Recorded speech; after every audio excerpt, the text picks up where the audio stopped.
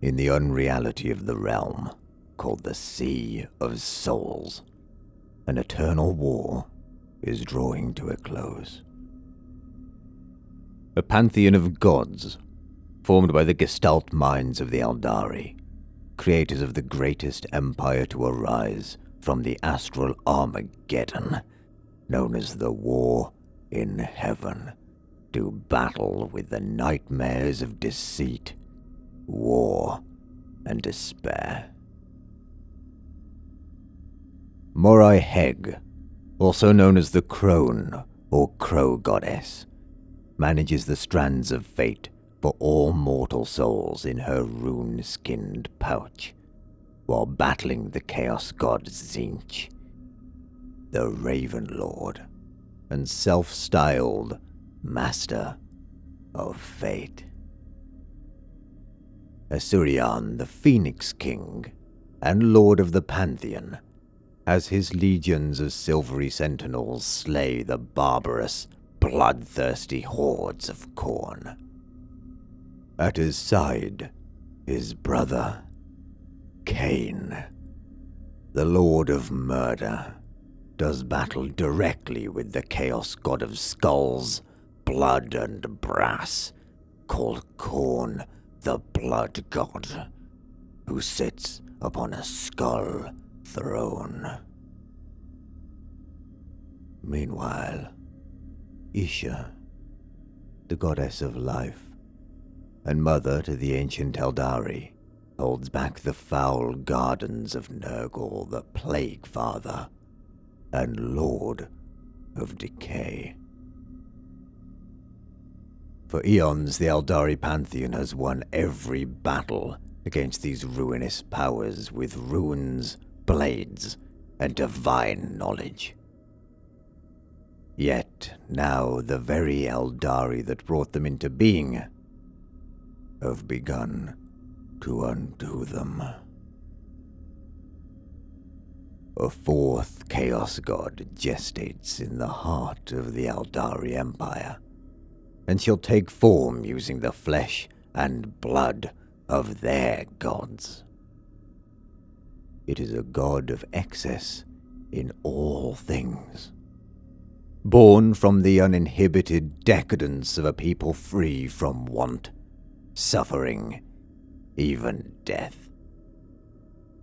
Slaanesh, who is neither male nor female, for her titles are both she who thirsts and the Prince of Pleasure.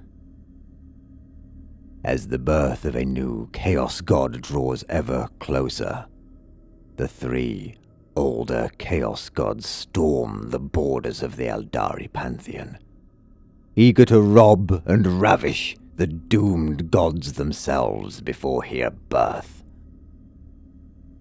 Seas of greater demons gather at the call of 𝗟𝗲𝗀, Khorne, and Nurgle.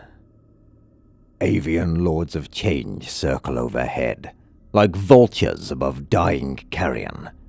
Long goose-like necks hang crooked from their shoulders, supporting a beaked head that opens periodically to let out a hoarse screech or cry made by their twisted throat and the wriggling worm-like tongue in their mouths. Flame-belching horned bloodthirsters, crimson in color and covered in bulging muscles, spread their tattered bat-like wings to dive hooved feet first upon their enemies with flaming swords and rage-filled roars.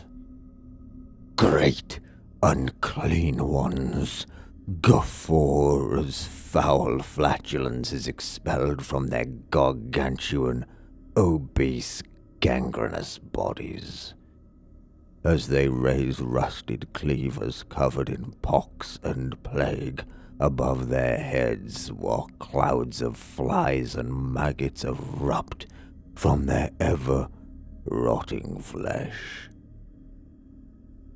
Nameless demons from the still gestating Slaanesh emerge from thin air within the Pantheon. ghostly mockeries of the graceful Eldari. They flit in and out of the shadows, preying on anything they can sink their crab-like claws and sharp nails into. Doomed by their own believers, surrounded on all sides, the entire pantheon, except one, holds its ground for the final battle. The mad clown god, 𝗘𝗾𝗂𝗃, ever-laughing jester of the divine, has disappeared from the Sea of Souls with its mortal followers into the labyrinthian webway, a space between space that hides the first fool from the hungry eyes and thirsty jaws of chaos.